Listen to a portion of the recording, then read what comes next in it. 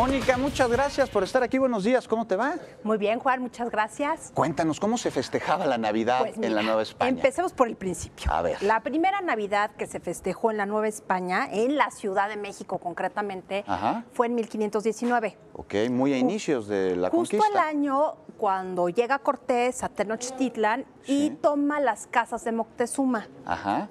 Entonces, ahí fue donde se celebró una misa de gallo. Ese fue todo el festejo de Navidad, porque al día siguiente entraron en batalla. Una misa. Una misa de gallo. Para conmemorar la Navidad, la primera en México. Pues, sí, fue la primera en México. La segunda no fue en la Ciudad de México, fue en Texcoco. Ajá. Porque había habido ciertos barruntos de peste. Sí. Y resulta que Ixtlilxóchitl, que era el hijo de Netzahualcóyotl, que ya se estaba convirtiendo al cristianismo, le dijo a Cortés y a los suyos que se fueran a pasar la fiesta allá. Claro. Y hubo otra misa de gallo. Invitados en Texcoco. Invitados en Texcoco. ¿Qué comieron? No sabemos. No sabemos. No sabemos, pero sí sabemos que hubo misa de gallo. Pero fue un poquito más elaborado que en 1519. Ahora, ¿cuál fue la primera Navidad más como la conocemos? 1524. Hasta el 24. Hasta el 24, que llegaron los frailes agustinos. Sí. Y trajeron dos cosas importantes que tenían que ver con la evangelización. Las pastorelas y las piñatas. Las piñatas. Las piñatas, efectivamente. Que con ellos llegaron las piñatas a México. Con ellos llegan las piñatas a México. Es algo muy interesante porque las piñatas son italianas en realidad. Y la piñata representa... El cántaro representa la vida y los 7 picos los pecados, por eso le pegaban.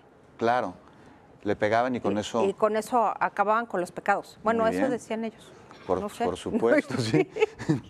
Bueno, las pastorelas tenían una función didáctica que retomaron los franciscanos, que eran los directamente encargados de la evangelización de los indígenas. Sí. ¿Cuál es el punto central? Bueno, la representación de la natividad, de todo este periodo en que Jesús, más bien María, José y Jesús, pues todavía sin nacer, van de Belén, más bien al revés. De Nazaret a Belén. De Nazaret a Belén. Claro. Entonces, todo esto está representado y para los indígenas era muchísimo más fácil entender esto como teatralmente que escrito o platicado, porque todavía había conflictos lingüísticos. ¿Como una herramienta de evangelización, dirías? Sí, pero pedagógica. Muy pedagógica. Muy pedagógica. Claro. O sea, es una herramienta que retoma aspectos que ni siquiera son propios de Castilla, de donde venían principalmente los frailes, y toma elementos de toda la Europa para evangelizar a los indígenas, que eso es sumamente interesante y poco conocido. ¿Qué más pasa en esto? Bueno, los indígenas cuando vieron toda esta cuestión teatral les gustó. Lo que no les gustó fue la solemnidad de las fiestas de Navidad. Querían más fiesta, querían más... Porque los indígenas estaban acostumbrados en sus ritos a bailar y a comer.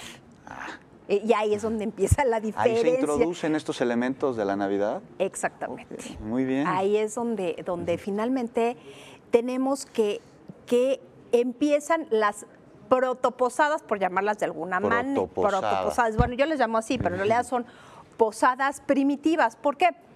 Porque, bueno, se dieron cuenta los frailes que los indígenas sí querían festejo, pero festejo más festejo, pues, o sea, no tanta solemnidad. Más canto, más comida. Más canto, más comida, más baile. Muy bien. Por lo menos. Sí. Por lo menos. Entonces, hacían primero lo que se llamaba las misas de aguinaldo. Las misas de aguinaldo. Estas misas de aguinaldo eran la parte religiosa de las posadas. Lo solemne. Lo solemne. Y salían en procesión a pedir posada en las capillas posas. Ahí va la diferencia. La posada es lo que en algún momento tú y yo platicamos de los 3 señores o los 2 señores que van pidiendo posada hacia Belén. Esa es parte de la historia. Lo otro son las capillas posas. En los atrios de las primeras iglesias, sobre todo las franciscanas, había 3 elementos. La iglesia construida total, la capilla para indios, que era una capilla abierta, y las capillas posas que están alrededor del atrio, que tienen el número de El número de capillas son 5 generalmente, Sí. con los misterios de cada día de un rosario. Ah, una representación de Una esto. representación del rosario, Sí.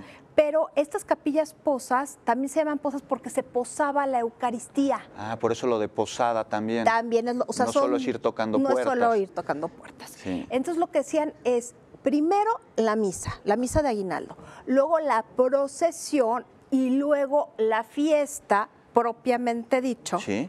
dentro del atrio de la iglesia. O sea, las posadas, la comida, el baile y demás se hacía Al en la interior. iglesia. En la iglesia, en el atrio. Muy o sea, bien. dentro del perímetro, pero Sí. no dentro del templo en sí, En el atrio. en el atrio. Sí. Y este festejo se fue saliendo a las calles ¿Cuándo fue esto? ¿Cuándo fue que salió en el de los siglo atrios? XVII. Ya en el ¿Por qué? 17. Porque ya había calles, punto número 1, que es muy importante, y así había más oportunidad de que más gente participara. Lógico, había crecido la población. Por supuesto. Y además ya la fiesta se salía del atrio, me imagino que le quitaba la solemnidad e impulsaba la Y diversión. más que nada estaba también la cuestión de la comida. Ah, La comida que era el ponche, Sí, que el no tradicional es ponche. el tradicional ponche, que no es nacional, Sí. es importado. sí. Pero también hay otro punto que habría que recordar cómo se originan los romeritos. Los romeritos, ¿vienen Los- con estos festejos de Vienen Navidad con de la estos- Nueva España? Exactamente. A ver, cuéntanos. Los romeritos ya los comían Sí. los indígenas, romeritos con mole, como los conocemos, pero en lugar de las tortas de camarón, hacían una especie de mini tortita de hueva de ajolote o de algún animalito así de por De la zona. De los lagos. De los lagos. Y esto se fue modificando hasta las de camarón, pero esto se comía durante todo el periodo de Adviento porque igual que la Cuaresma era un periodo de abstinencia. Sí. Entonces no se podía comer carne. Entonces hasta el 24 se comían romeritos. Muy bien. Y la comida Ahí del nace. 25 Sí. ya era una ruptura, igual que en Pascua, Sí. era una ruptura del ayuno y del tiempo de guardar. Entonces ya se comía el famosísimo pavo. El guajolote. El guajolote, pero en mole. Muy bien. Entonces, claro, entonces por eso es la tradición que Por eso es tenemos. la tradición de Sí. juntar los dos, los romeritos, Sí. porque se cena el 24 en la noche. Sí. Entonces se supone que se debe cenar después de la misa de gallo. Entonces se juntan las dos cosas, los romeritos, Claro. que responden a la etapa de abstinencia, Sí, entre de que comillas. no se come carne. Que no se come carne. Y el pavo, Sí. que ya es cárnico, el cárnico original de la Nueva España. Claro, claro.